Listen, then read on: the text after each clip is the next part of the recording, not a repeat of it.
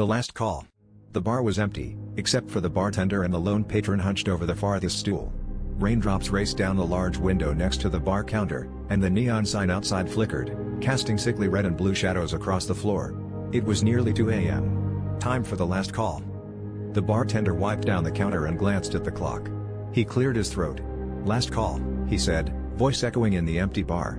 The patron didn't look up. He wore a battered trench coat, collar pulled high, and a wide-brimmed hat shadowed his face. His drink, a glass of neat whiskey, sat untouched. It had been that way for the past 50 minutes or so. Slowly, he raised his head. The bartender caught a glimpse of something strange. The patron's eyes were too wide, like the iris, and the pupil had merged into the milkiness of the eyeball. His lips curled into a thin smile. The patron gulped the whiskey in one go. "Pour me another," his raspy voice caught the bartender by surprise. The bartender hesitated, but the storm outside was growing worse.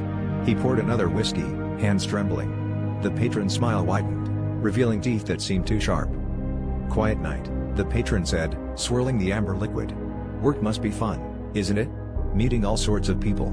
"Yeah," the bartender replied, forcing a chuckle. "But you're the only one left tonight."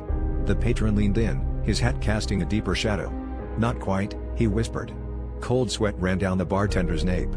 He glanced at the mirror behind the bar and froze. The patron's stool was empty. The glass hovered in midair, untouched by any hand. The bartender's own reflection stared back at him, eyes wide with terror. He spun around.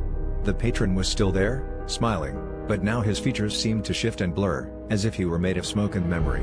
"You serve the living and the lost," the patron murmured. "But tonight, you serve me."